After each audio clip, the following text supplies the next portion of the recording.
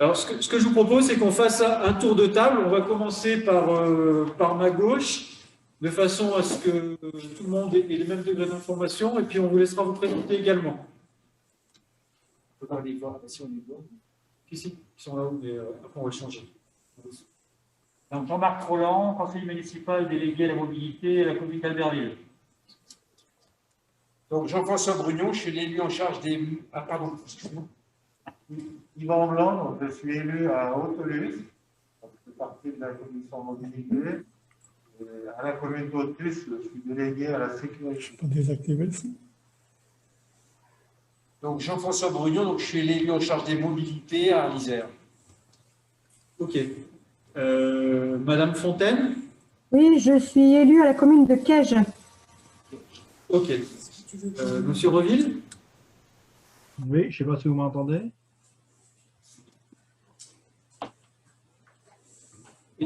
Et puis on... J'ai pas entendu là. C'est Monsieur Reville.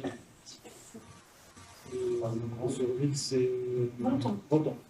Ah oui, bien sûr, bien sûr. Et puis on a un onglet qui s'appelle utilisateur, mais on ne sait pas qui est représenté.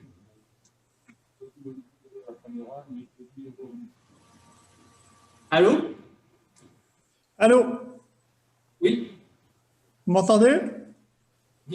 Pas très bien, mais dites voir. Hubert Di Mastro, mairie du Gine. Ah, c'est Hubert. Ok. Voilà. Donc j'ai un problème avec ma caméra, mais je vous entends. Ok, super. C'est un grand plaisir. Donc, je vais laisser ma collègue se présenter. Corinne Nassia, je travaille au service mobilité avec Stéphane Piquier. Et donc, Stéphane Piquier, service mobilité. Ok. Donc, écoutez, merci pour vos présences. Et puis, on va commencer par une présentation. Donc, Corinne va nous partager le PowerPoint. Alors, ça, c'est les éléments qu'on va vous présenter. Et dans un premier temps, on a également, ou les fiches, le document PCAET. Dans chaque commission, on doit vous présenter le film qui a été fait sur le PCAET. Donc, le PCAET, c'est le plan climat, air, énergie territoriale. Donc, on va commencer par cette petite vidéo.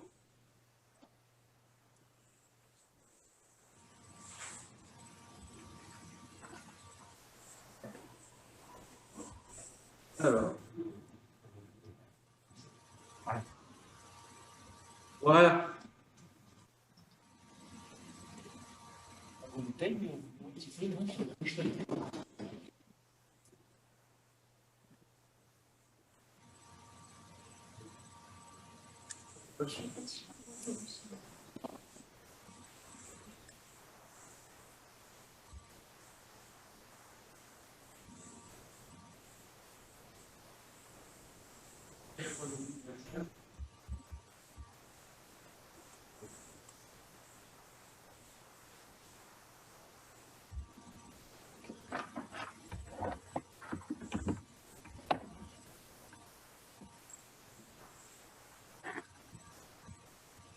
Alors, Ils sont où les interrupteurs? je ne sais pas.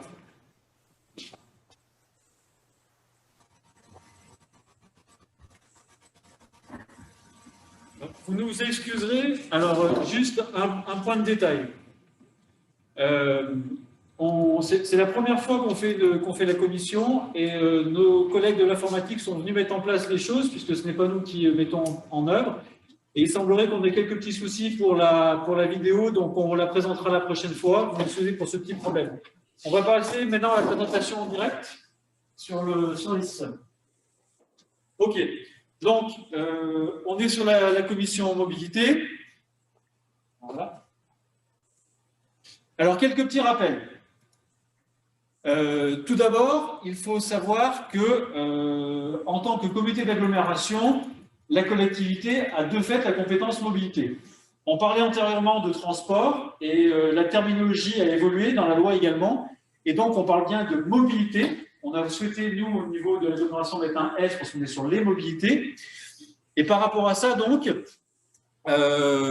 sur Arles-Isère, vous avez à peu près une centaine de services scolaires sur les routes chaque jour, 3 lignes non urbaines. Je reviendrai un petit peu tout à l'heure sur ce que c'est. 10 lignes urbaines, des navettes nature-été Et donc, globalement, ça veut dire que tous les jours, vous avez une quantité relativement importante. On a plus d'une centaine de véhicules sur les routes tous les jours pour le compte de l'agglomération. Donc, par rapport à ça, le point de départ, ça a été la mairie d'Albertville qui, en 2007, a mis en place du transport. Alors, c'était, pour ceux qui ont de la mémoire, c'était des petits véhicules. Les gens disaient que c'était les bus, les Playmobil. Mais au moins, l'avantage, c'est que ça avait la chance d'exister, de permettre un service accru à la population. Et quasiment quelques mois après, à l'époque, c'était Coral qui a repris la compétence. Voilà. Et donc, par rapport à ça, depuis 2018, on a une délégation de service public qui est mise en place et notre délégataire, c'est Transdev. Donc, l'avantage, c'est que tout le transport scolaire, tout le transport urbain et le transport non urbain a été intégré dans cette DSP, ce qui veut dire qu'on a un seul et même prestataire délégataire, ce qui est beaucoup plus simple pour les négociations. Et ça permet aussi de faire en sorte d'avoir une vision globale des choses et d'optimiser. Il y a eu des économies substantielles qui ont été faites par ce passage. Voilà. Et la DSP en cours, depuis 2018, aura une durée de 10 ans, donc jusqu'en 2028. Pour information, de façon à cadrer la nouvelle image de l'agglomération, les bus, en tout cas ceux urbains, ont une nouvelle livrée avec les 4 couleurs qui représentaient antérieurement les 4 communautés de communes à la base de la fusion qui a permis l'agglomération. Alors, le scolaire. Donc, le scolaire, comme je le précisais, on a à peu près une centaine de services par jour. Voilà. Chaque année, on a à peu près 3500 inscrits. Donc, je vous rappelle qu'étant donné qu'on est en délégation de service public, les familles ne payent pas auprès d'Arlisère, mais auprès de Transdev directement, puisque le délégataire se paye sur le service. Voilà. Le coût pour les familles, c'est environ 110 €. Et le chiffre qu'il faut retenir, c'est que pour la collectivité, le coût est d'environ 1 000 € par enfant par an. Donc, globalement, les familles ne payent qu'à peu près 10% du coût réel. Voilà. Depuis 3 ans, on a fait en sorte qu'avec la carte de transport scolaire, les enfants ont également droit à tout le réseau urbain.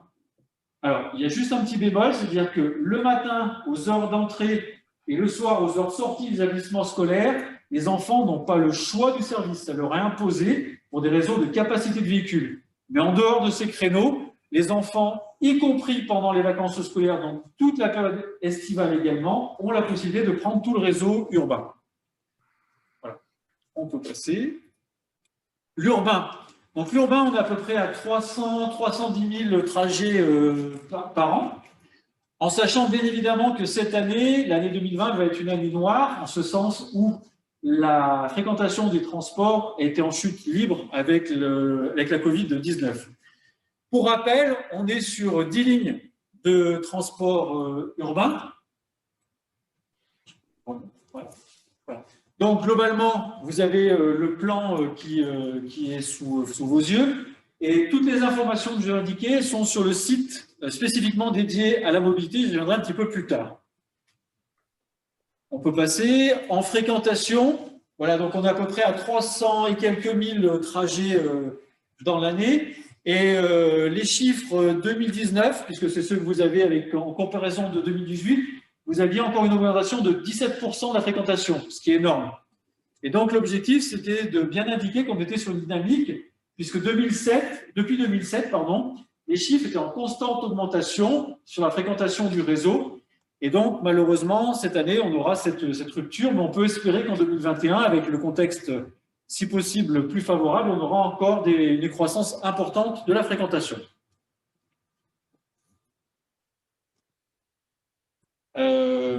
Un point important, c'est-à-dire que souvent, par rapport au réseau, on nous dit oui, mais il y a quelques difficultés dans le réseau, ainsi de suite. Pardon. Avant de lancer les modifications de la nouvelle DSP, il faut savoir que 3 études différentes ont été menées, qui ont abouti aux optimisations et aux modifications que l'on a pu connaître. Et vis-à-vis de ça, les points principaux, c'est que sur les lignes les plus fréquentées, c'est les lignes 1 et 2, on est essentiellement sur le centre d'Albertville, mais également en direction de Gilly, ainsi de suite. on a une rotation toutes les demi-heures dans les deux sens. Donc là, on a une offre de service qui est relativement conséquente et on a eu quelques redéfinitions de circuit avec un point important également, ça a été dans le secteur du Beaufortain, la mise en place de ligne 21, qui est une des lignes les plus, avec le plus d'offres sur le territoire. Une question qui n'a rien à voir. Les Burdel vous forme dit qu'elle n'arrive pas à se connecter. Alors après, la difficulté, c'est que... Alors, le problème, c'est que c'est tout le service informatique qui gère. Rien. Elle s'appelle Nelly. Les Burdel. La voix sur le bras. Je pense que là, ça doit être bon. Ah, Nelly apparaît là. Oui, c'est bon. Oui, bonjour, merci. Super. Eh bien, bonjour et Désolée. bienvenue. Voilà. J'avais une réunion avant, je suis un peu en retard, désolée. OK. Donc, je vous propose de reprendre un petit peu les différents éléments. Voilà. Alors, le non-urbain. Le non-urbain, on est essentiellement sur... Voilà, donc on est sur antérieurement les lignes A2, A3, A4 qui ont été renommées. Donc, la A2, c'est le secteur des saisies, la A3, le Cerny, et A4, la Giette. Donc, par rapport à ces lignes, elles ont une vocation double. Au départ, c'est une vocation purement touristique. Et le département qui en avait la maîtrise d'œuvre avec les lignes Belle-Savoie Express avait fait en sorte d'intégrer également la partie scolaire. Juste pour information, donc, ces lignes 23, 24, 22, 23, 24 sont héritées donc, du département qui avait également une DSP et ces DSP courent jusqu'en août 2021. Voilà. Et pour information, le délégué actuel sur les autocars forts n'avait pas souhaité qu'on remette en place ces DSP, donc on est obligé d'attendre la fin de ces processus pour retravailler les fiches dans le secteur du Val d'Arly. Donc on sera amené à travailler en commission sur éventuellement réfléchir à comment on peut optimiser un certain nombre de choses pour rendre le service plus opérant auprès du public. Voilà, et donc on a toute l'année, enfin une partie de l'année 2021 pour essayer de réfléchir à cette question et pour une mise en œuvre, si possible, à partir de 2022. Donc, rappel de ligne A1 qui existait également, qu'on a pu intégrer sur la ligne 21, et donc, comme je spécifiais, un certain nombre de rotations, quasiment plus d'une dizaine par jour, qui fait en sorte que le secteur du Beaufortain est un des secteurs les mieux desservis du secteur. Et pour information, le trajet simple est passé d'environ 13 €, on était à 12,60 € à 1,40 €. Voilà. Les navettes nature-été, c'est-à-dire que globalement, antérieurement, la CCB, donc la communauté de communes du Beaufortain, avait mis en place depuis presque une dizaine d'années des navettes durant l'été pour faire en sorte de pouvoir permettre aux touristes, et notamment aux pratiquants du VTT, de pouvoir se déplacer dans le secteur du Beaufortain. Avec la reprise de compétences par Arlisère en 2017, donc ces lignes ont été, enfin ces navettes ont été intégrées et globalement, voilà. Et globalement, depuis cette date, on a mis un certain nombre de choses en place. Jusqu'à présent, on était toujours sur des processus de marché, c'est-à-dire que chaque année, on relançait une consultation pour savoir concrètement quel serait le prestataire retenu, ainsi de suite. Cette année, donc pour l'été qui vient de passer, mes collègues, et je les remercie encore, Florent Bess, des activités de pleine nature, et Vincent Migliacci, responsable du développement touristique, nous avons travaillé tous les trois pour faire en sorte d'optimiser un certain nombre de choses et faire en sorte qu'on ait une prestation de plus grande qualité encore auprès du public. Donc, ce qui a été décidé, c'est que antérieurement, vous aviez un certain nombre de choses qui existaient, mais qui étaient présentées de façon peut-être un petit peu basique. Donc, cette année, on a fait en sorte d'avoir des circuits. Donc, c'est la carte que vous retrouvez. Et par rapport à ces circuits, l'avantage, c'est qu'on a également travaillé avec la Société publique locale des saisies. Et donc, on a eu une offre relativement intéressante et conséquente, ce qui a permis, quand on voit la fréquentation, de noter qu'on a eu une évolution de plus de 38% de fréquentation entre l'année 2019 et l'année 2020. Donc, autant dire que c'est un franc succès. Alors, je ne vous cache pas que la période de Covid a forcément joué en notre faveur, c'est-à-dire que globalement, les touristes, plutôt que d'aller, par exemple, sur la Côte d'Azur, ont préféré s'oxygéner et venir dans nos belles montagnes, et donc, automatiquement, on en a bénéficié. Par contre, je reconnais qu'une augmentation de 38%, on avait quantifié avec les collègues qu'on aurait une belle année, mais on n'imaginait pas avec une fréquentation aussi importante que ça. Les facteurs clés de réussite qu'on a pu noter, c'était justement d'avoir le document que je vous ai présenté avant, quelque chose de beaucoup plus structuré, de beaucoup plus didactique, de beaucoup plus compréhensible pour les usagers, le contexte sanitaire qui a forcément été favorable, mais surtout le fait que ces navettes étaient entièrement gratuites. Voilà. Donc tout ceci a vraiment joué en notre faveur. Alors il va falloir qu'on parle quand même un petit peu chiffres, puisque ces navettes, mine de rien, ont un coût. C'est-à-dire que globalement, alors si je reprends quelques tronçons, vous avez ici les tronçons, les fréquentations, voilà, on a des évolutions relativement conséquentes. Ces navettes, sur le secteur du Beaufortain, on en est à 108 000 €, on va dire quasiment 109 000, auquel il faut rajouter 31 000 € de ligne 21. Voilà, donc globalement, on est à peu près à 140 000 €. Et si on fait un ratio par rapport au nombre d'usagers, on est à peu près entre 7 et 8 €. Donc globalement, 7 et 8 €, c'est à peu près dans les fourchettes un peu hautes quand même. Voilà. Et donc là, il faut quand même comprendre qu'on est sur une dynamique qui est amorcée. Et l'orientation, ça serait que ces lignes dans le secteur du Beaufortain, pour l'année prochaine, soient intégrées dans la délégation de service public auprès de Transdev. L'objectif, c'est d'asseoir une bonne fois pour toutes les choses et éviter chaque année de revoir passer des marchés. On peut passer, donc là, on était sur le secteur du Beaufortain. Dans le secteur du Val d'Arly, donc j'en ai parlé, on a travaillé avec le CIVOM du CESI qui est maintenant une USPL. On peut passer sur la fréquentation. Pour information, c'est le conseil d'administration de la SPL du CESI. Pour information. Eh bien, c'est très bien, comme ça, du coup, ça vous permet de faire le pendant aussi avec. Ces chiffres, les augmentations, ça correspond aussi aux augmentations de fréquentation des remontées mécaniques. C'est énorme, comme ça. D'accord, ils ont à peu près les mêmes pourcentages de C'est réussite. exceptionnel. D'accord. Alors, je ne veux pas être oiseau de mauvais augure et me réjouir du malheur des uns et des autres, mais c'est vrai que c'est les prochaines, on a des chiffres, j'espère qu'ils seront aussi bons que ceux-ci. Le contexte était relativement intéressant cette année. Dans le secteur du Val d'Arly, puisque globalement, on était sur une navette maturité Beaufortain-Val d'Arly, avec les saisies qui faisaient le lien entre les différents points. Donc, on n'a pas de recul, puisque c'est la première année où on mettait en place les choses, mais on est quand même sur une fréquentation relativement intéressante avec plus de 5000 usagers. Un coût plus important, puisque globalement, on est sur des secteurs moins fréquentés, donc un coût de 77 000 € à peu près, ce qui ramène au coût d'usager à 14 €.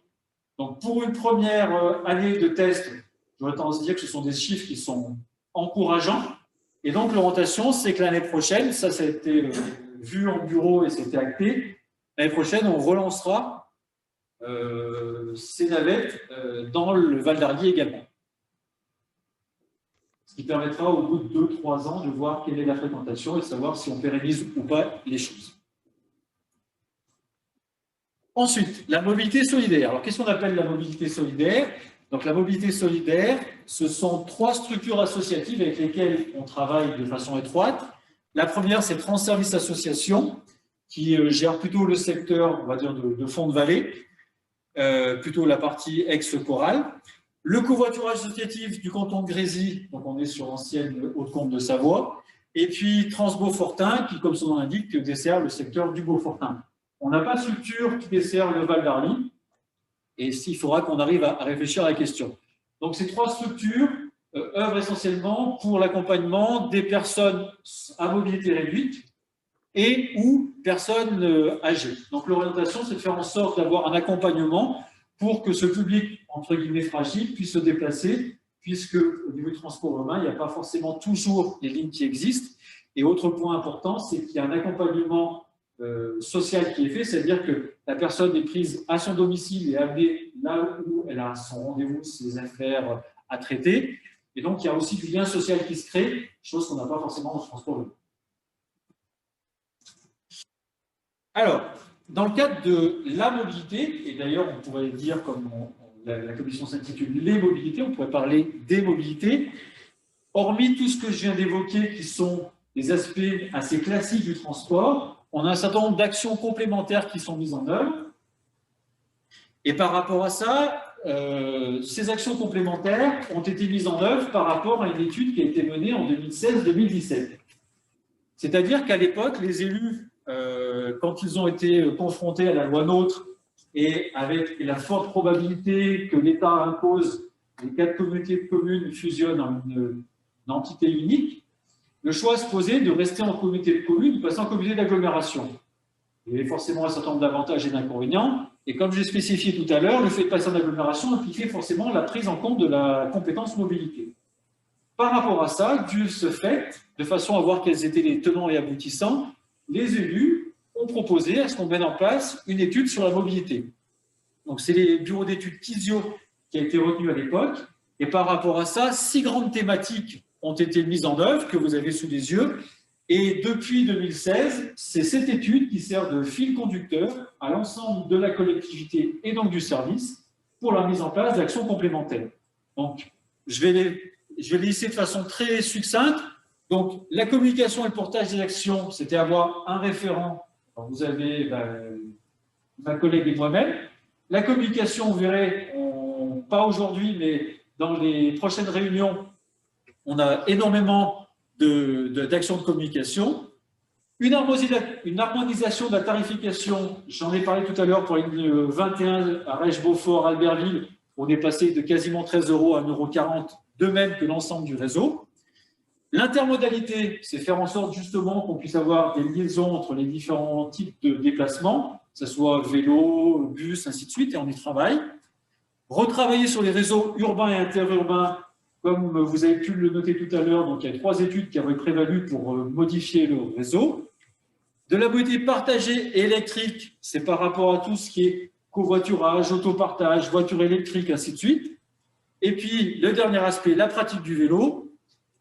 Vous verrez tout à l'heure, on a lancé notre schéma directeur qui permet de définir un petit peu la politique de l'agglomération dans les années qui viennent. Un point important, c'est-à-dire que quand on a commencé à travailler sur les mobilités et sur la mobilité, on s'est aperçu avec mes différents collègues qu'on était un petit peu à la croisée des chemins. C'est-à-dire que, globalement, quand on parle mobilité, on peut parler emploi, on peut du coup parler développement économique, les techniques d'information et de communication, la santé, le tourisme, le développement durable, le déplacement, ainsi de suite. Et donc, d'où l'importance des mobilités sur le territoire et d'un point de vue global au niveau national, de façon à bien montrer qu'on est vraiment à la croisée des chemins et que vous verrez tout à l'heure, on parlera du plan climat et ce qui montre de façon assez prégnante la prédominance de la mobilité et des mobilités. Le plan climat, donc le PCAET, plan climat, air, énergie territoriale. Donc vis-à-vis de ça, comme j'ai précisé, tout ce qui est mobilité déplacement a un impact non négligeable au niveau du territoire.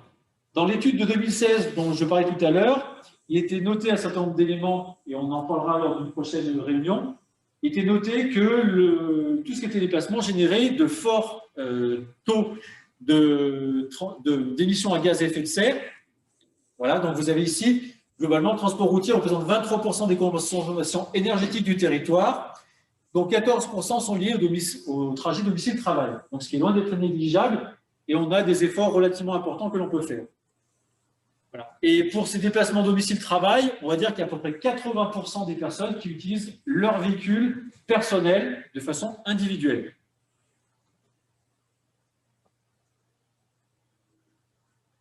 Vis-à-vis de ces constats, le groupe de travail sur le PCAET a défini à peu près 7-8 fiches qui concernent directement les mobilités. Vous avez ici les titres qui sont indiqués, mais on va y revenir un petit peu plus tard de façon un peu plus précise. Alors, dans le cadre des actions complémentaires à la mobilité, c'est-à-dire que globalement, je vous ai fait une première présentation, on parlait spécifiquement de transport, car, bus, et donc par rapport à ça, au niveau de toutes les autres mobilités, il y a un certain nombre d'autres choses qui ont été mises en place. Le premier aspect, c'est déjà un site internet spécifiquement dédié aux mobilités. C'est-à-dire que vous avez effectivement le site Arlisère, et le site Arlisère, quand vous allez sur la partie transport, renvoie sur un site qui s'appelle TRA-mobilité. TRA, c'est l'acronyme pour Transport Région Arlisère. Et donc, par rapport à ça, le site est en train de connaître quelques évolutions de façon à mettre en exergue et en avant tous les autres aspects des mobilités. La tarification adaptée, j'en ai déjà parlé. Et sachez que, autant on a travaillé sur le secteur du Beaufortain pour faire en sorte que la tarification soit identique à celle qui se pratique en fond de vallée, on va avoir la même problématique dans le secteur du Val d'Arly. Actuellement, un trajet Albertville, secteur du Val d'Arly, on est à peu près pareil sur le même chiffre, à peu près 14 € l'aller. Donc il est évident qu'on ne peut pas développer du tourisme et du transport à ce tarif-là, mais malheureusement, jusqu'en mi-2021, on est coincé. Donc c'est pour ça qu'on a toute l'année 2021 pour travailler là-dessus. On a également, dans les cadres des différentes actions menées, prévu du développement du vélo assistance électrique. C'est-à-dire que globalement, l'agglomération a acheté 15 vélos assistance électrique. 10 ont été proposés aux différents services de l'agglomération et 11 en interne et 4 sont pas en libre service, mais en location à des tarifs très avantageux au point Infobus à la gare. Autre point qu'on a mis en place, c'est de l'autopartage. Donc l'autopartage, c'est le fait d'avoir un véhicule qui est à libre disposition d'un large public par une application.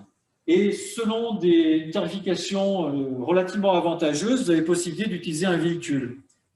On a également mis en place un certain nombre d'actions de covoiturage, notamment sur l'aspect domicile-travail.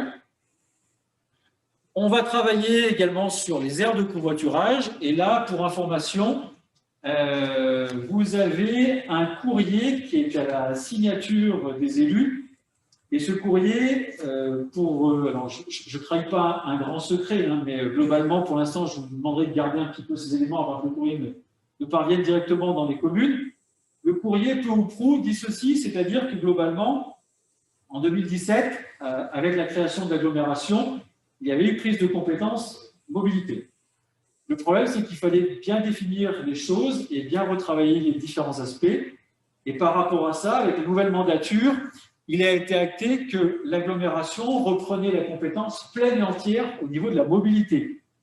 Ce qui veut dire qu'un certain nombre de choses qui, jusqu'à présent, étaient du domaine de compétences des communes, va passer sous la casquette de l'agglomération dans le cadre de la mobilité. Donc c'est un poids, entre guillemets, en moins pour les communes, et on a notamment les aires de covoiturage. Par contre, il est évident qu'il va falloir border un petit peu les choses, et ça sera aussi le rôle de la commission de pouvoir définir concrètement quels seront ces points abordés. On a ensuite des bornes de recharge électrique. Donc, la ville d'Albertville avait mis en place 4 bornes. L'agglomération en a mis une en gare. Voilà. Et puis, on a un certain nombre de travaux à prévoir sur ce qu'on appelle la question du dernier kilomètre. En fait, pour faire simple, le dernier kilomètre, c'est globalement le trajet entre le domicile et éventuellement le premier arrêt de car ou de bus ou une voiture en autopartage, ainsi de suite. Globalement, c'est comment on facilite le déplacement de l'usager sur ce tronçon pour faire en sorte qu'il puisse, de façon optimisée, utiliser les différents dispositifs qu'on met à disposition du public. Et c'est dans le cadre de cette commission qu'on sera également à travailler sur cette thématique. Je voulais juste vous demander, pour les bornes électriques, vous en avez mis où exactement? Alors, au niveau des Vous bornes parlez des électriques, bornes de recharge électrique. oui, alors normalement, au niveau des bornes de recharge électrique, vous en avez, donc, comme je spécifiais, 4, enfin communales en tout cas, vous en avez 4 au niveau d'Albertville, une au niveau de la gare et une également à la mairie de Caige. Pour toutes ces informations, je vous invite à aller sur le site Terra-Mobilité, le site dont je parlais tout à l'heure, où vous avez normalement un onglet spécifique où toutes les bornes sont recensées, avec leur D'accord, localisation c'est pas normalement. prévu d'en mettre d'autres pour l'instant. Alors, si dans le cadre des fiches PCAET, la question est posée et ouverte, c'est-à-dire que globalement, la question c'est quelle est la politique de l'agglomération dans le cadre de développement des bornes de recharge électrique. Donc, c'est pas uniquement une entrée mobilité, c'est une entrée PCAET qui va devoir se mettre en place.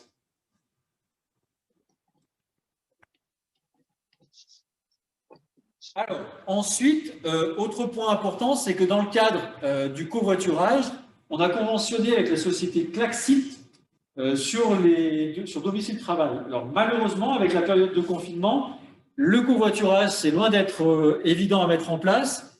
Donc, même si on a commencé à communiquer sur cette action, globalement, pour l'instant, on attend l'année 2021, vraisemblablement le printemps, pour communiquer de façon beaucoup plus conséquente. Et à titre d'information, quand vous bénéficiez d'actions de covoiturage, style Blablacar, le conducteur reçoit une petite indemnisation des covoitureurs et les covoitureurs, eux, payent, j'ai failli dire une obole, c'est pas ça, mais payent une partie du trajet. Conscient qu'on était sur des aspects un petit peu innovants, le choix de la collectivité d'Arles-Isère donc a été de dire, pour que ça soit gagnant-gagnant, à hauteur d'un certain crédit, jusqu'à la fin de l'année 2021, on va faire en sorte que le covoitureur n'ait rien à payer. C'est-à-dire que globalement, le conducteur sera entre guillemets dédommagé du trajet qui sera mis en place. Par contre, le covoitureur, dans un premier temps, de façon à lui montrer que, un, techniquement c'est faisable et deux, économiquement c'est avantageux, n'aura rien à débourser. Alors, par contre, il est évident que pour éviter, on va dire, toute tentation de dérive et autres, tout ceci, bien évidemment, est bordé juridiquement, c'est-à-dire que globalement, il y a des aspects de preuve qui doivent être mis en place, et c'est pour ça que tout ceci se fait par une application via smartphone. Le schéma directeur vélo. Donc, dans les différentes actions que la collectivité met en place pour promouvoir les mobilités, l'orientation a été décidée de mettre en place un schéma directeur vélo. Alors, quel est le rôle du schéma directeur vélo? Globalement, c'est de définir quels sont les points noirs, quelles sont les difficultés rencontrées sur le territoire, quels sont les manques, et par rapport à ça, un constat est dressé. Ce constat, il a été rendu il y a un peu moins d'un mois auprès des différentes communes. Et vis-à-vis de ce constat, il y a donc ensuite un travail technique qui est fait par l'agence Écomobilité avec laquelle on travaille et le bureau d'études Indigo, qui est un spécialiste des schémas directeurs vélo, pour faire un certain nombre de propositions. Ces propositions, elles sont concrétisées par des fiches actions spécifiques où on a globalement quel est le tronçon concerné, quelles sont les propositions pour remédier aux problèmes rencontrés. Les solutions techniques, ça peut être, est-ce qu'on met en place une bande cyclable, une piste cyclable, une voie partagée, ainsi de suite, avec un chiffrage approximatif. Je m'entends, on est plutôt sur des ratios. Et ensuite, définition éventuellement, mais ça après c'est un choix politique, des échéances, mais également de la participation. C'est-à-dire que globalement, le schéma directeur va définir des voies cyclables d'intérêt communautaire, mais également ensuite des voies d'intérêt communal. Et donc, il y aura tout un travail d'échange avec les communes. Bien évidemment, le département, la région et l'État sont associés de façon à pouvoir aboutir sur ce schéma directeur. Et on peut espérer que début 2021, le schéma sera présenté. Bien évidemment, la commission en sera destinataire de façon à pouvoir arrêter les choses.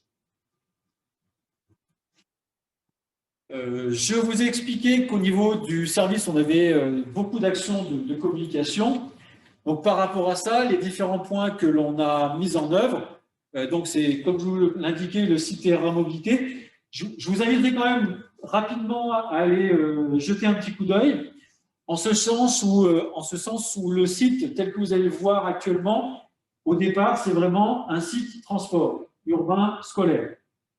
On est en train de faire évoluer les choses avec le délégataire et d'ici la fin de l'année, normalement, on aura quelque chose de beaucoup plus dynamique, notamment au niveau des différentes mobilités. Dans la communication globale, j'ai parlé d'un certain nombre de choses. Voilà, donc covoiturage, autopartage, ainsi de suite. Et sachez, à titre d'information, en 6 mois d'intervalle, une communication sur les mobilités a été distribuée dans toute boîte des ensembles des habitants d'Arles-Isère, où justement on met en avant et en exergue toutes les solutions qui s'offrent aux habitants. Voilà, donc après, le service. Eh bien, vous avez donc mon poste, financé à 85%. Ma collègue Corinne, ici présente, qui est à 80% avec un financement partiel. Et sachez qu'en plus des missions du service, nous avons également en gestion complète donc, le budget, la facturation, les courriers, l'accueil. Donc, j'aurais tendance à dire on est presque un service dans les services, avec une autonomie complète. Et on gère en plus toutes les fournitures administratives pour l'arpège, les réservations de salles de réunion et la réalisation des véhicules partagés. Voilà. Donc, je ne vous cache pas qu'on a un emploi du temps qui est assez chargé, mais c'est ce qui fait aussi le dynamisme et l'intérêt du poste. D'un point de vue pratique, le budget avoisine les 6 millions d'euros en 2020. Donc, ces 6 millions d'euros se décomposent. Alors, les chiffres que je vous donne ici, ce sont des arrondis relativement conséquents pour donner juste des grands équilibres. Donc, concrètement, vous avez à peu près 5 millions d'euros pour la délégation de services publics. Vous avez à peu près 300 000 euros pour les navettes A2, A3, A4, qui sont maintenant 21, 22, 23, 24 dans tout le secteur du Val d'Arly, et à peu près 500 000 euros pour les actions. Et par rapport à ça, vous avez des recettes. Donc, on a une recette qui est figée ad vitam aeternam de la région qui est de 3 300 000 euros par an. Et cette somme n'augmentera pas. D'où le fait de risque à terme d'un effet ciseau, c'est-à-dire que les recettes stagnent et on sait que les dépenses ne feront qu'augmenter, puisqu'on est sur des dépenses qui sont intégrées et qui prennent en compte des actualisations de prix. Et c'est pour ça que, de façon assez régulière, ma collègue et moi, on essaie de tenir au maximum les budgets et chaque année, essayer de faire quelques économies parce qu'on sait qu'on aura automatiquement, à un moment ou à un autre, des dépenses qui seront relativement conséquentes par rapport aux recettes que l'on peut engendrer. Vous avez une subvention d'équilibre de 2,4 millions du budget général. Donc, globalement, le service ne peut fonctionner que par la dotation d'équilibre. Et puis, vous avez à peu près 400 000 euros de subventions sur les actions de mobilité. Il n'y a plus de participation des communes depuis maintenant 3 ans. C'est-à-dire qu'antérieurement, toutes les communes qui bénéficiaient de transports scolaires ou urbains avaient une quote-part. Tout ceci a été supprimé. Hormis la commune de La Bâtie, mais c'est un cas très particulier pour le transport midi. Je ne vais pas épiloguer là-dessus. Donc, le fonctionnement, vous avez bien évidemment la commission mobilité, et on est réunis ce soir pour en parler, et on a un acteur qui est très important, qui est l'agence Éco-Mobilité, qui est une SPL, donc une société publique locale. Nous sommes actionnaires de cette SPL, qui ne peut d'ailleurs intervenir que pour le compte de collectivités actionnaires. Et c'est un acteur majeur. D'ailleurs, lors de la prochaine commission, on a demandé à 2 partenaires d'être présents en visio, donc vous aurez Transdev, le délégataire, et l'agence Écomobilité. Donc l'agence Écomobilité, comme j'ai dit tout à l'heure, nous accompagne par exemple sur le schéma directeur vélo et sur un certain nombre d'actions. Ce serait un petit peu long d'en parler ce soir, on aura l'occasion d'aborder ces différents points lors d'une prochaine commission. Alors, d'expérience, puisque ça fait maintenant à peu près 8 ans que je suis au service, à chaque fois qu'on a de nouveaux interlocuteurs, on a un certain nombre de questionnements récurrents. Et vous-même avez pu avoir soit ces questionnements, soit avoir de la part d'usagers d'administrés un certain nombre d'interrogations sur le fonctionnement des services. Alors, la liste n'est pas exhaustive, et on aura l'occasion d'en discuter, mais on a essayé de vous mettre quelques récriminations ou quelques remarques assez régulières d'usagers. Première chose que moi, souvent, j'entends, de toute façon, les véhicules, les cars, les bus sont toujours vides. Alors, comme vous avez pu le noter tout à l'heure, on a à peu près 300 000 trajets par an, plus le transport scolaire. Donc, je vous assure que si les cars étaient tous vides, je pense que ça se saurait et on noterait facilement. Par contre, oui, effectivement, à des moments, des véhicules affrétés par les airs sont vides. C'est notamment le cas entre le dépôt du car ou du bus et son premier arrêt. Et oui, parce que les cars n'appartiennent pas tous à la collectivité. Globalement, on a à peu près 7-8 véhicules. Le reste, ce sont les transporteurs avec lesquels on travaille qui ont en propre ces véhicules. Donc, effectivement, entre le dépôt et le premier arrêt, les véhicules sont vides. On a bien évidemment la même chose le soir, entre le dernier arrêt et le dépôt, où effectivement, on a des véhicules qui sont vides. Le deuxième point, c'est que dans les transports, on s'est aperçu, quand je dis on, c'est mon collègue qui était avant moi sur le poste, Corinne et moi, on s'est aperçu que quand on lançait nos consultations antérieurement, on avait des transporteurs qui nous répondaient sur un service secondaire, donc collège-lycée, et nous répondaient également sur un service primaire, donc de la maternelle à l'élémentaire, et ils nous comptaient 2 fois les amortissements de véhicules, 2 fois les frais de personnel, alors qu'on s'était rendu compte que c'était le même véhicule. Globalement, on nous faisait payer 2 fois des choses similaires. Donc, on a été relativement attentifs et on s'est aperçu qu'on avait possibilité de faire des enchaînements. C'est-à-dire que globalement, un véhicule qui commence son service aux environs de 6h30, il fait un premier service. Une fois qu'il a fini, plutôt que de repartir au dépôt pour ensuite faire votre service, par exemple, de primaire, eh bien, on lui dit, une fois que vous avez fini votre premier service, vous enchaînez avec un second, et ça évite de payer des kilomètres pour rentrer au dépôt, de payer des frais de personnel en double, de payer des amortissements de véhicules en double. C'est ce qu'on appelle des enchaînements. Sauf qu'effectivement, quand il a fini son premier service, pour aller au deuxième, effectivement, il est vide. Pareil le soir, bien évidemment. Voilà. Un point important, chaque année, on demande à nos délégataires de faire des adaptations de services. Et ça, j'aurais tendance à dire que ça les énerve énormément parce que ça leur évite, ça empêche qu'ils nous facturent des surcoûts, ce qui veut dire que chaque année, on demande d'avoir le listing du nombre d'enfants inscrits. Et quand on a des tronçons qui sont plus chargés que les années antérieures, on leur demande de jouer avec les capacités de véhicules pour ne pas être embêtés. Ce qui veut dire que vous avez parfois, imaginons un service, on va dire Sainte-Hélène-Albertville. Vous avez 60 enfants inscrits.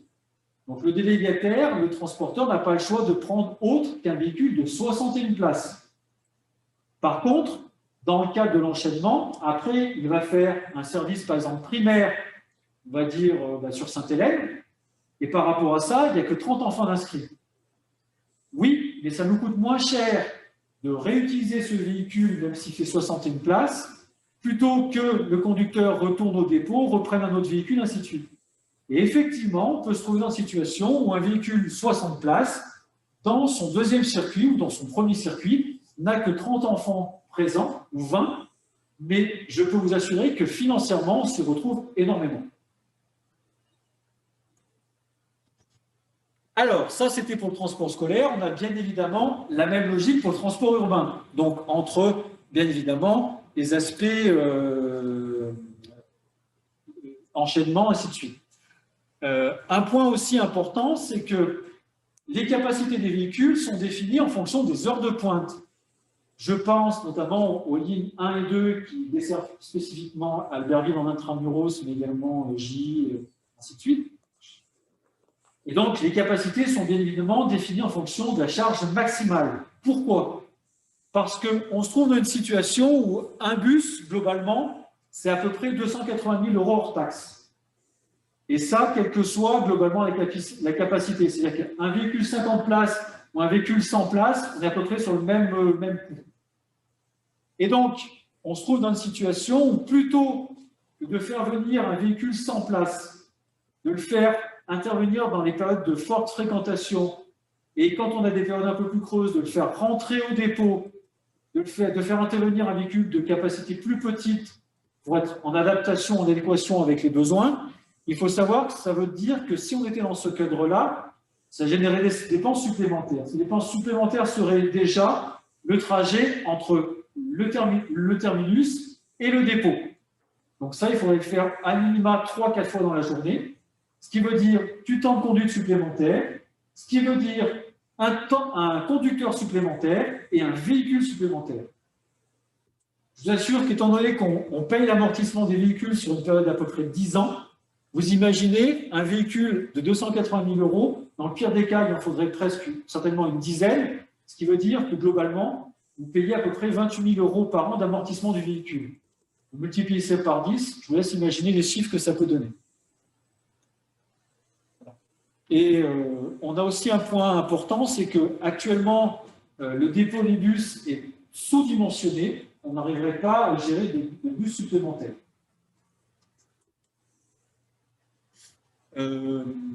Autre point qu'on entend, les transports, le réseau ne dessert pas la totalité du territoire. Alors, c'est à la fois malheureusement vrai et faux, c'est-à-dire que globalement, il faut être conscient qu'un service, quel qu'il soit, pour un aller-retour par jour uniquement en période scolaire, on est à peu près à 30 000 € hors taxe par an. En sachant que ce montant est plus important en secteur de montagne.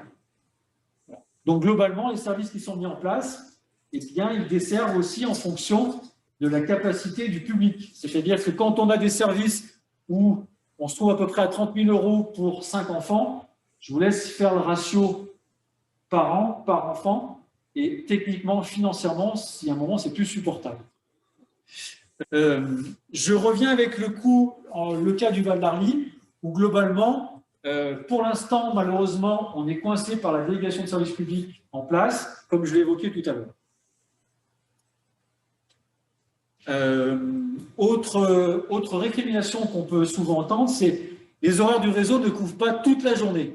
Donc, hormis les lignes 1 et 2, où on a des rotations toutes les demi-heures, parce que c'est celles qui sont les plus fréquentées, où il y a le plus de besoins, effectivement, dehors de ces plages, il faut qu'on soit sur un ratio coût-service qui soit acceptable. Et effectivement, il y a certains tronçons, certains secteurs où il y a effectivement un petit peu moins de desserts, mais c'est aussi parce qu'il n'y a pas forcément le public nécessaire pour.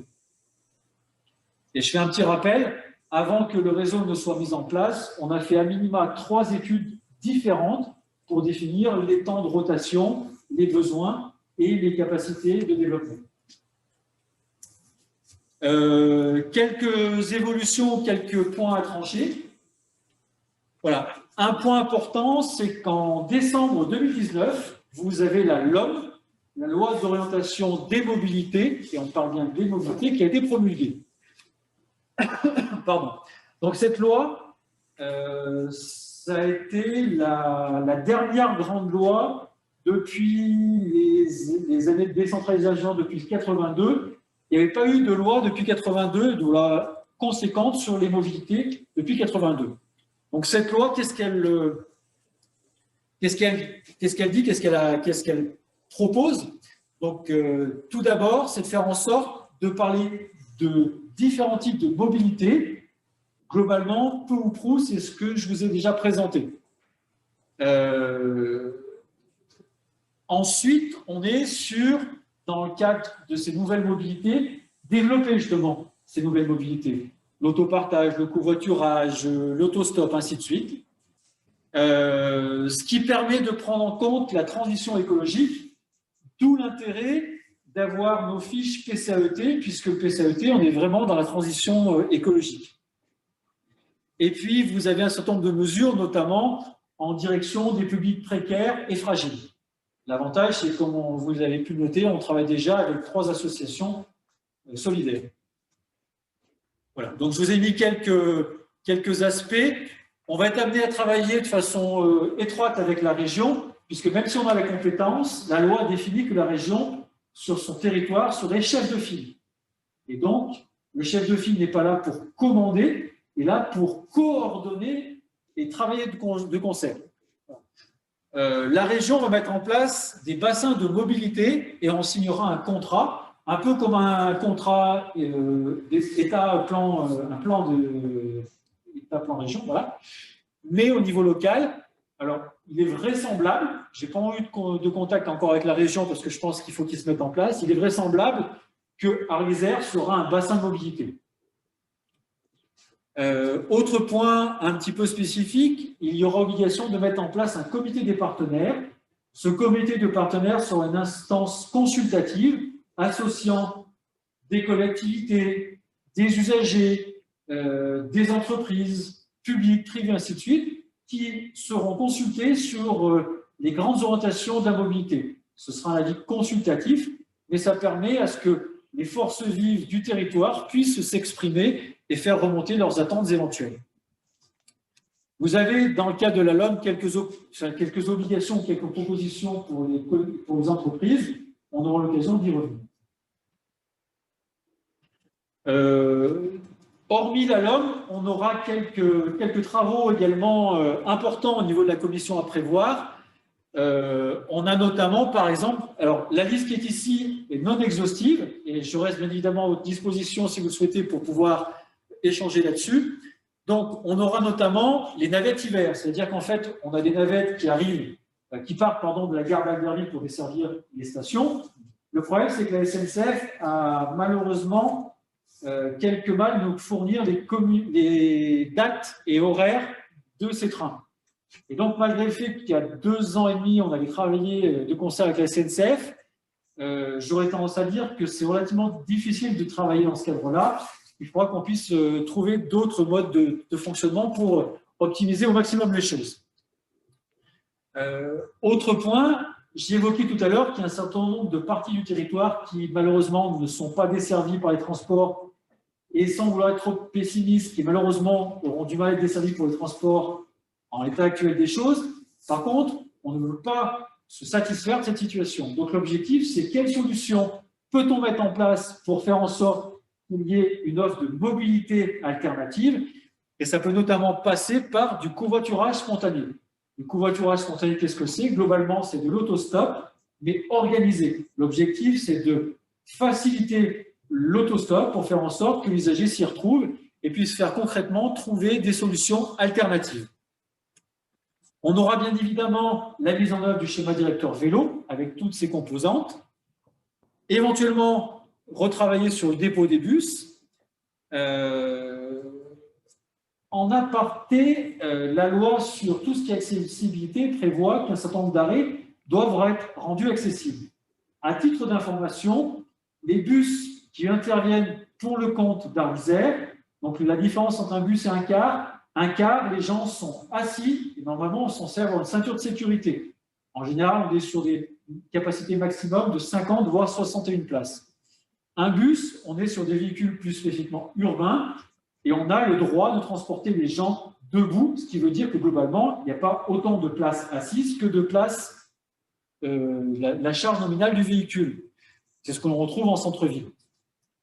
Par rapport à ça, donc, tous les bus sont accessibles. C'est-à-dire globalement, une personne handicapée qui se présenterait à un arrêt accessible a tout à fait possibilité de rentrer. Vous avez une sorte de raquette qui sort du dos sous le bus, qui vient se poser sur la bordure et la personne peut rentrer.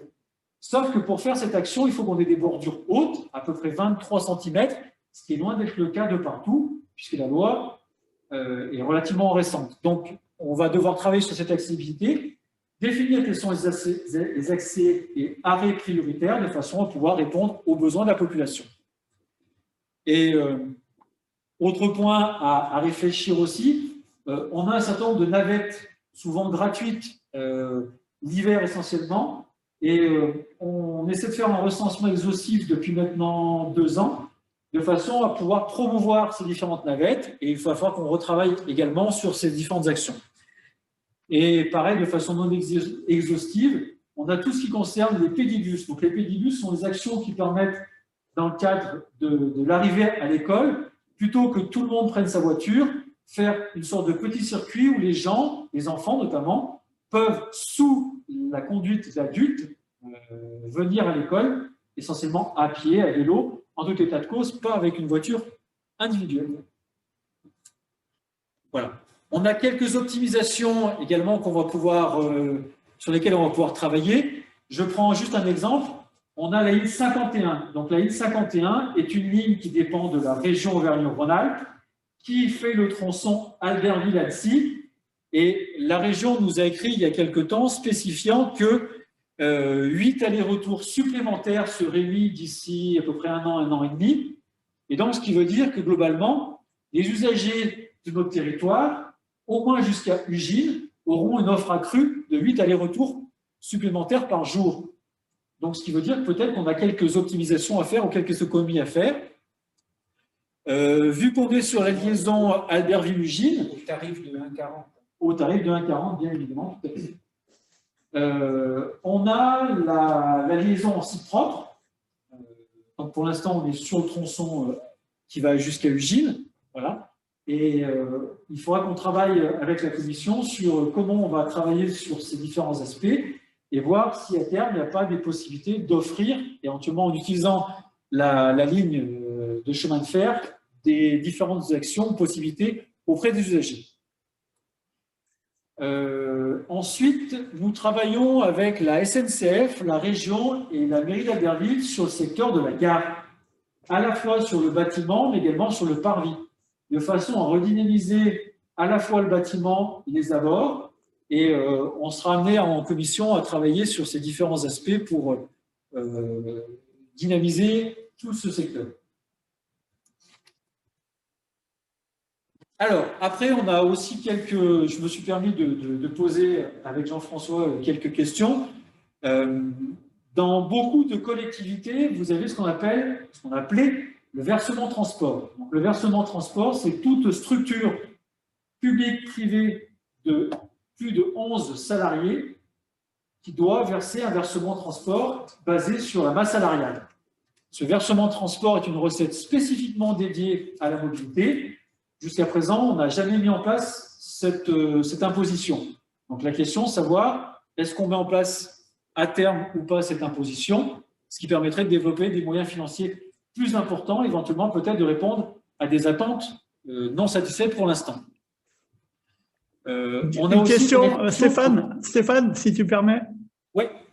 Une question par rapport à ce versement transport qui pourrait être imaginé. Est-ce qu'on l'a déjà on va dire, valorisé? Est-ce qu'on sait à peu près ce qu'on pourrait avoir?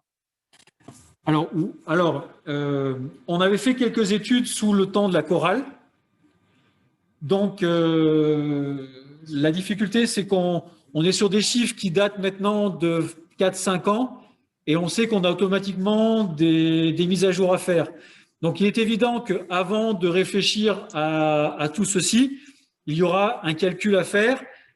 C'est relativement compliqué, mais c'est des choses qu'on peut envisager avec différents partenaires. Et donc, bien évidemment, avant de réfléchir à quoi que ce soit, il y aura bien évidemment une estimation financière pour voir quels sont les enjeux. Comment on l'a fait pour les salaires? On a réussi à valoriser. C'est peut-être plus facile aussi. C'est plus facile. Donc, par rapport à ça, j'ai quelques chiffres. Alors, je ne les ai pas forcément en tête parce que je vous dis, c'est des éléments qui datent de 4-5 ans. Mais lors d'une prochaine commission, c'est des éléments qu'on pourra éventuellement ressortir. On pourra en rediscuter, bien évidemment. Autre point dans le cadre de la compétence mobilité, il y a le transport par câble. C'est-à-dire qu'on se trouve dans une situation où de plus en plus de collectivités font appel à ce mode de déplacement alternatif pour limiter les problèmes d'engorgement et autres. Voilà. Et puis, dans la continuité de ce que je disais tout à l'heure, c'est de clarifier les limites de compétences pour l'agglomération. Donc là, le courrier dont je parlais tout à l'heure a le mérite d'asseoir un certain nombre de points. Cela dit, ce n'est pas parce qu'on est… Je vais prendre un exemple pour illustrer un petit peu ce que je viens de dire.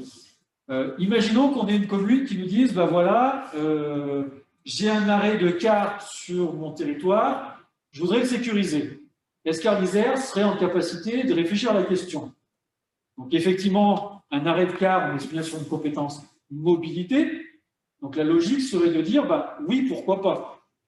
Sauf qu'il faut comprendre et entendre ce que l'on voit par sécurisation d'un arrêt de car. Je m'explique.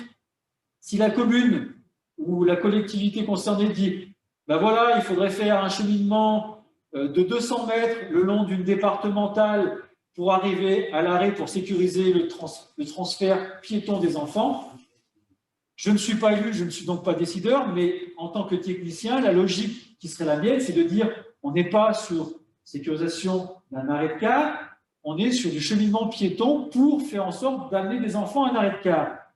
Et donc, c'est ce genre de questions qu'il va falloir qu'on se pose, puisque vous comprendrez bien que les budgets ne sont pas extensibles et qu'à un moment, il y aura des choix à faire. Entre développement du schéma directeur vélo, les aires de covoiturage, éventuellement les aires de recharge électrique, les bornes de recharge électrique, il y a un moment, ça va faire des sommes relativement conséquentes et il faudra donc serrer les problèmes de façon à définir des priorités pour faire en sorte de pouvoir répondre au maximum de personnes. Voilà, quelques points complémentaires donc, sur lesquels on va intervenir. Donc, mise en place de plans de déplacement de mobilité, que ce soit en accompagnement d'entreprises ou d'autres collectivités. Donc ça, c'est en cours. Tout ce qui est communication, sensibilisation, promotion. Et par rapport à ça, donc, un point important, c'est donc bien évidemment ce que je note en dernier point, quel financement avoir par rapport à ces différentes actions à venir. Au niveau de la présentation, j'en ai fini du service. Est-ce que vous avez des questions, des remarques avant qu'on passe aux fiches du PCAET?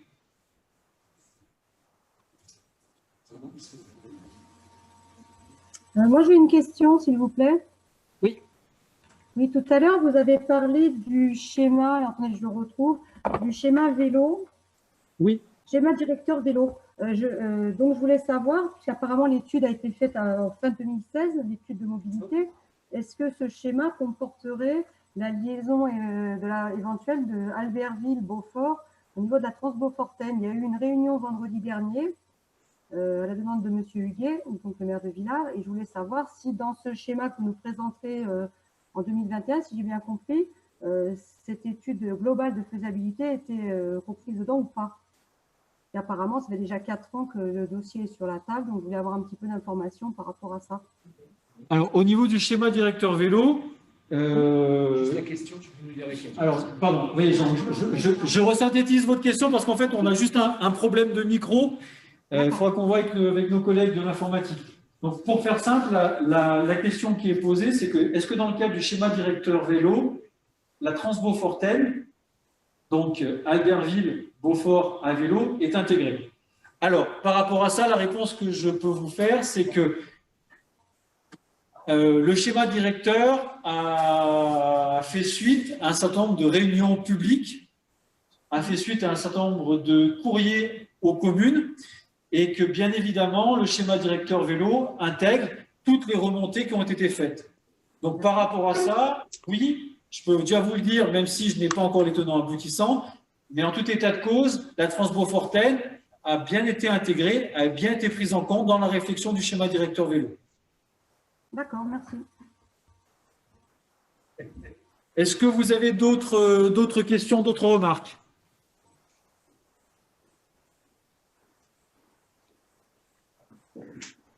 Si vous n'avez pas d'autres questions, je vous propose qu'on passe rapidement aux fiches du PCAET. Alors, les fiches du PCAET, là je dois d'abord l'anti-sèche parce que je dois maîtriser de moi. Alors, ce que je vous propose, dans le cadre du… Il y a juste un point aussi qu'il faudra que je vous reprécise, et ça on le notera au compte-rendu. Je l'ai dit tout à l'heure, je vais le redire de façon plus précise. il y a un certain nombre de fonctionnements qui ont été actés au niveau de l'agglomération. Au niveau des commissions, ce n'est pas le service compétent qui se charge des invitations, des convocations et de toute la partie information. Ce n'est pas nous qui nous... Enfin, c'est moi qui ferai le compte-rendu, Corinne et moi qui ferons le compte-rendu, mais ce n'est pas nous qui le diffusons. Donc, on se trouve dans une situation où ce sont les services généraux et les services communication qui se chargent de toutes ces parties. Donc, cependant, comment dire les choses, il me semblerait intéressant et important qu'on puisse avoir néanmoins, à minima, une adresse électronique vous concernant. Donc, si vous en êtes d'accord, je vous inviterai à nous transmettre dans les plus brefs délais une adresse électronique où on puisse vous joindre. Je vous explique. La convocation, la commission va partir. Et puis, on va s'apercevoir que c'est peut-être bien de donner une information complémentaire, ainsi de suite. Vous imaginez bien que si à chaque fois on est obligé de solliciter des services support, ça va être relativement lourd et on risque d'avoir une déperdition d'informations. Donc, l'avantage, c'est que si on a votre adresse mail, on peut vous envoyer des éléments précis et on peut aussi, de notre côté, avoir une relation plus directe. De façon claire et objective, on a fait en sorte d'avoir une adresse générique au niveau du service qui permet d'aboutir sur l'adresse de Corinne et de moi. Donc, cette adresse mail, mais je le noterai dans le compte-rendu, c'est l'adresse transport au pluriel, donc avec un S, @arlisère.fr. Donc, je vous solliciterai, s'il vous plaît, pour avoir une adresse mail vous concernant, ce qui permettra de faire une base de données et de pouvoir vous communiquer ces éléments. Et donc, si je vous demande ceci, c'est aussi que ça va nous permettre de vous transmettre directement les fiches PCAET, puisqu'on en a imprimé un certain nombre qu'on va laisser donc aux personnes présentes, mais ces fiches, on va également pouvoir vous les envoyer, puisque normalement, on devrait avoir, si possible, les retours sous quinzaine. Alors, je suis désolé parce que c'est relativement court, mais malheureusement, on n'a pas eu le choix par rapport aux échéances qui nous sont fixées. Alors, pour faire simple, ces fiches PCAET, alors, on ne va pas pouvoir malheureusement toutes les lister de façon exhaustive. La première fiche, alors elles sont regroupées en 4 axes principaux et vous avez, c'est pour ça que vous avez par exemple axe stratégique 1, Arlisère, les 39 communes exemplaires, avec un sous-axe qui est 1.1, viser la sobriété et l'efficacité énergétique dans le fonctionnement des collectivités, et une fiche qui est la 1.1.4, limiter l'impact des déplacements. Voilà. Donc par rapport à ça, on va développer un petit peu. Donc vous avez une fiche avec un en-tête, on va remonter. On ne peut pas voir l'écran, non? Non, ce que vous... Donc vous avez un contexte qui est relativement synthétique, qui permet de comprendre un petit peu ce qu'il en est. Voilà. Et puis, vous avez ici un certain nombre d'actions qui sont proposées, préconisées. Stéphane, je te coupe encore une fois. Nous, on n'a pas l'image à l'écran. On n'a rien du tout, nous. Hein. Ah, vous n'avez pas les l'image? tableaux. Ah non, rien du tout. Depuis le début. Depuis le début, oui. C'est-à-dire que même le PowerPoint, vous ne l'aviez pas? Non, Non, du tout. on l'avait reçu à part. Ah non, moi, j'ai rien. On l'avait reçu à part, mais on n'a pas les fiches PCAET. D'accord. Alors, c'est bien que vous nous en parliez parce que je pense qu'il y a un problème avec le service informatique. Donc, c'est bien de nous relever tout dysfonctionnement. N'hésitez pas à nous le dire. Ça permettra à ce qu'on fasse remonter l'information au service informatique. Non, mais on a été très attentif à ta démarche, à tes propos, mais c'est vrai qu'on manquait un peu d'image pour suivre à la ligne le déroulement. On l'a pas. Après, est-ce qu'il est utile là pour les fiches PETC? Est-ce qu'il est utile de les relire en tant que telles, ou est-ce qu'on pourrait pas les avoir d'ici la prochaine réunion, quoi? Alors l'objectif, c'est effectivement. Alors vous m'excuserez parce que nous à l'écran, on a bien tous ces éléments et je pensais que vous aviez le même degré d'information. Donc par rapport à ça, effectivement, ça va être un petit peu compliqué de voir ce qu'il en est. Alors, ce que je vous propose pour avancer un petit peu, je vais juste vous donner les intitulés des fiches. Et bien évidemment, je vous les fais parvenir, pour ceux qui m'auront communiqué rapidement une adresse mail par courrier électronique. Et donc, on aura la possibilité, je vous demanderai de me faire un retour le plus rapide possible, s'il vous plaît. Et ce n'est pas, une exigence de ma part, c'est une exigence de la part des collègues qui gèrent ce dossier. Alors, la première fiche, la 1.14, c'est limiter l'impact des déplacements. C'est faire en sorte que les collectivités, donc Arlysère et les communes, soient des collectivités exemplaires. La 2.1.2, c'est accompagner les entreprises à la mise en place de mobilité inter-entreprise. Et donc, si vous remémorez un petit peu ce que j'ai dit, on a spécifié qu'on avait déjà commencé à les accompagner. La 2.4.1, on est sur déployer le covoiturage, l'autopartage et l'autostop pour engager le changement de comportement. Donc, pareil, vous noterez que globalement, ce sont des choses sur lesquelles on a déjà commencé à travailler, qui se mettent petit à petit en place. Le 2.4.2, c'est favoriser les mobilités douces par le schéma directeur cyclable. Pareil, je crois qu'on en a suffisamment évoqué la question pour voir qu'on est déjà bien avancé. La 2.4.3, c'est promouvoir et développer les transports en commun et la multimodalité. Pareil. Le 2.5.1, recenser et étudier les flux de marchandises dans l'optique d'une éventuelle plateforme logistique. Alors, je ne vous cache pas que je suis un petit peu plus dubitatif par rapport à ça. C'est-à-dire que globalement, dans des collectivités de taille relativement conséquente, je vais prendre l'exemple de Grenoble, vous n'avez plus le droit d'avoir un camion de livraison en centre-ville. C'est-à-dire que la mairie de Grenoble a interdit aux camions de livraison de rentrer dans la commune. Donc, par rapport à ça, il est évident qu'on ne peut pas se permettre de bloquer les livraisons. Donc, globalement, il y a différentes plateformes qui ont été mises en place, c'est-à-dire que des transporteurs viennent sur cette plateforme, déposent leurs paquets pour Grenoble Centre et des structures connexes viennent récupérer ces paquets pour les distribuer. Alors, ça a certains avantages, certains inconvénients. L'avantage, c'est qu'on peut prendre des véhicules propres, donc électriques, où il y a même parfois des triporteurs qui peuvent s'en charger. Par contre, ça demande de la manutention, ça demande des locaux, ainsi de suite. Et la question qui est posée par le bureau d'études qui est en charge de la mise en place des fiches spécialité, c'est de savoir si oui ou non, on a un intérêt à mettre ce genre de plateforme logistique en place sur Arlysère. Je n'ai pas la réponse, je pose juste un certain nombre d'interrogations. La fiche suivante, la 2.5.2, accompagner les entreprises à la mise en place du covoiturage pour les marchandises. Donc, on est exactement dans le droit fil de la fiche précédente. La 2.5.3, étudier la possibilité de mettre en place une station bio-GNV, gaz naturel de ville, électrique et ou hydrogène pour les transporteurs. Donc, on a eu une question tout à l'heure de savoir est-ce que le développement des bandes de recharge électrique allait être pris en compte ou pas. On est dans cette réflexion au niveau de cette fiche PCET spécifique.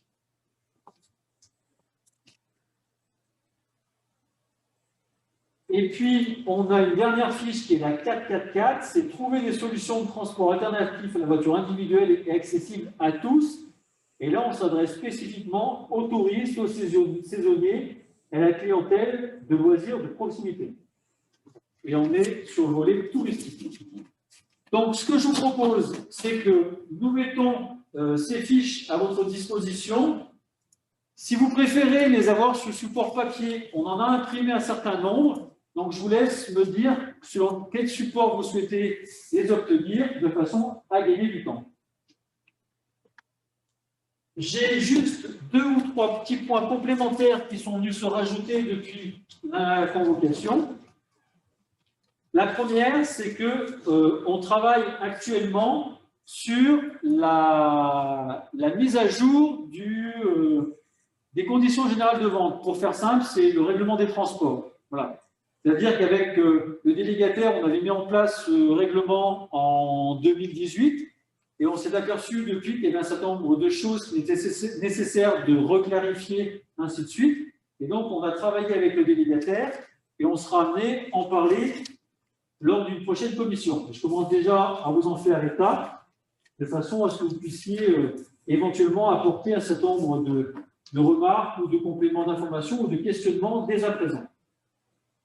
Le deuxième aspect complémentaire, c'est dans le cadre des aires de covoiturage, Il a été acté par Arlysère il y a maintenant presque 1 an et demi que la collectivité interviendrait en partenariat avec la mairie d'Albertville et le département pour la réalisation d'une aire de covoiturage à l'entrée nord d'Albertville. Pour faire simple, c'est le rond-point en sortie d'Albertville en direction du Gilles. Et donc, on a eu un courrier cette semaine de la part du département. Nous spécifions qu'ils avaient fini les chiffrages, puisque la maîtrise d'ouvrage sera départementale. Ils ont fini les chiffrages et les plans, et ils sont prêts à partir. Donc, globalement, l'estimation des travaux est à peu près à 153 000 € hors taxes. Et là-dessus, la participation d'Arlysère serait à peu près à hauteur de 38 300 €. Puisqu'après, il y a une prise en charge, donc la TVA est mise de côté, il y a des frais de maîtrise d'œuvre qui sont pris en charge par le département, et la mairie d'Albertville prend à peu près la même somme que nous. Voilà. Et donc, le département est prêt à partir et à réaliser les travaux dans le courant du mois de novembre-décembre en fonction, 1, des conditions climatiques et 2, de la situation sanitaire. Donc, pareil, le plan et les chiffrages, je pourrais le mettre dans le compte rendu de façon à faire en sorte que vous ayez les différents éléments. Excusez-moi, dans le... Excusez-moi. Une question? Oui, s'il vous plaît. Dans le cadre donc, de ce covoiturage, donc de favoriser, on va dire, le cheminement des saisonniers et des touristes, est-ce qu'il serait prévu d'en faire une justement, par exemple, dans le Beaufortain ou dans le Val d'Arly? Est-ce que c'est prévu dans ce schéma-là? Alors, pour l'instant, la question qui a été formulée, je suis désolé, je retranscris votre question parce que le haut-parleur n'est pas de très grande qualité et on n'a pas tout entendu dans la salle. Alors, la question, c'est est-ce que dans le cadre des aires de covoiturage, à terme, il est prévu d'en disséminer dans le territoire, notamment, en l'occurrence, dans le secteur du Beaufortain? Alors, la réponse qui va vous être fournie, que je vais me permettre de fournir, mais je laisserai Jean-François rebondir s'il le souhaite, c'est que pour l'instant, nous n'avons pas de schéma directeur des aires de covoiturage. Et c'est justement un travail qui va être demandé à la commission de réfléchir où pourrions-nous mettre en place des aires de covoiturage de façon à définir des chiffrages, des priorités, et que la collectivité, donc Arlysère, puisse être force de proposition dans ce cadre-là. Donc pour l'instant, il n'y a pas de schéma, on doit effectivement prévoir et travailler là-dessus. Il faut une réflexion globale, en fait. Tant qu'on n'a pas cette réflexion globale, c'est compliqué. Comme disait Jean-François, la politique de l'agglomération, c'est d'avoir à chaque fois sur chaque thématique et les sous-thématiques de mobilité, d'avoir une politique globale et d'avoir une réflexion globale. Et ne pas avoir des éléments au cas par cas, au coup par coup, pour éviter l'essaimage et la dissémination des éléments sans avoir cette politique plus générale. Ça répond à votre interrogation? Oui, oui. OK. Alors, je continue très brièvement. Les deux derniers éléments dont je parlerai. Alors, est-ce que tu peux me mettre? Oui, c'est bon. Ce sont ceux-ci. Voilà, donc juste pour information, je vous ai dit tout à l'heure qu'il y avait de la communication qui était partie dans toutes les boîtes aux lettres des habitants de l'agglomération. Donc, ce sont ces documents et on vous les remettra sous format numérique dans le compte-rendu.